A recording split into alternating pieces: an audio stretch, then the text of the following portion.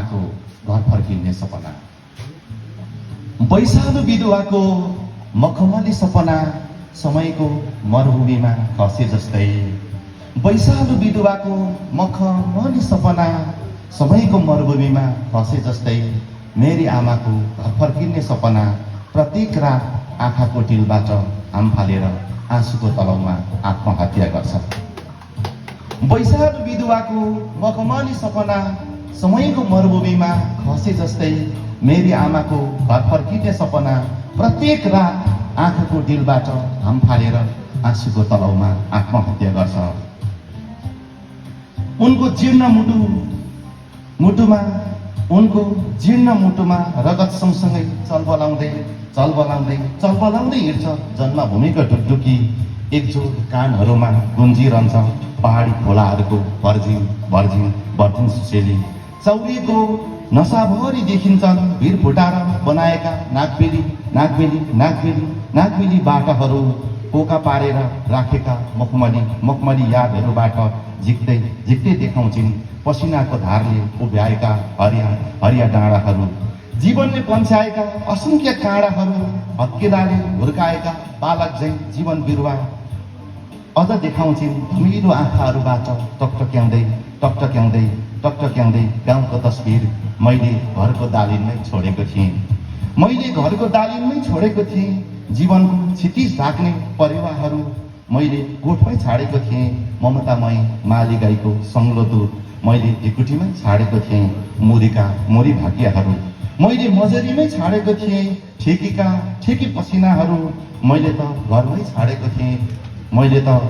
छाडेको थिएँ। सपना नाप्ने माना र पाखीहरू यसरी विगतको इन्द्रेणी एल्बम पल्टाउँदै हलिउड चलचित्र जस्तो उभिन्छन् मेरी आमा।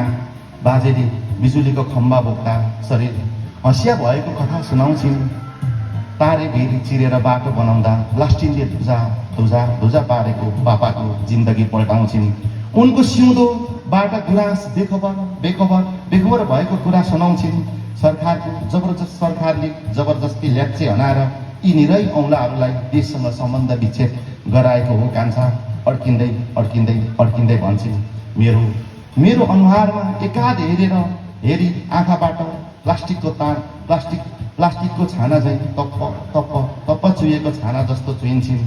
घामको आँखाहरूले पृथ्वी टेक्न नपाउँदै अभावहरूको उचाइ जोसले टेकेर पर्वत जस्तै उभिन्छन् मेरी आमा। उनलाई दर्दनाक चित्कारको प्रहारले अब रुवाउँदैन। घर फर्किने सपनाहरूले अक्सर रुवाउँछ। उनलाई दर्दनाक चित्कारहरूको प्रहारले पनि अब रुवाउँदैन। घर फर्किने सपनाहरूले अक्सर रुवाउँछ। औलामा अल्झिएका भाइ बहिनीहरूले देशको नाम सोध्दा रुवाउँछ। भूगोलले हुत्याएको पाउ देखाउँदा कुनै धेरै परको कैदी गाउँ र कैदी मनहरूले अत्यन्तै रुवाउँछ। र छातीमा विगत झुन्ड्याएर प्रवासका घुम्तीहरूमा यसरी हिँडेको बेला घर पुग्ने बाटाहरू खुम्चिएर ठोकिन्छन् मेची पुलको 4 पर्खालहरूमा। त्यही पर्खालहरूबाट छुट्किएर आएको दुर्घटित सपनाहरू उनकै छेउछाउ भएर जान्छन्। र कतम्य औँलाहरू फैलाउँदै आङभरि देशको तस्बिर खोज्छिन् र पल्टाउँदै चोक्टा भएको अचानो जिन्दगी देखाउँछिन्।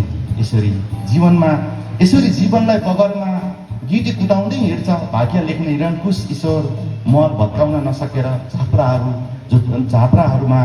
झुप्राहरूमा खरानी बनाउँदै हिँड्छ अग्नि देवता। पेटको भोक सल्काउँदै अनिकाल ठिक यही बेला धुरीबाट आतङ्क मचाउँदै कराउँछ। आशाहरूको एउटा सूर्य जन्मिन नपाउँदै मनको भित्ताहरूमा विश्वास भत्काउँछ। यसरी यही पल समयले रामायण भन्दा लामो इतिहास बोकाएर उडाउँछ शरणार्थी कात्रो। यसरी ओढेर शरणार्थी कात्रो कचौरोमा शासकहरूको असंख्य खकार थाप्दै मेरी आमाको घर फर्किने सपना प्रत्येक रात आँखाको डिलबाट घाम फालेर आँसुको तलाउमा आत्महत्या गर्छ। धन्यवाद।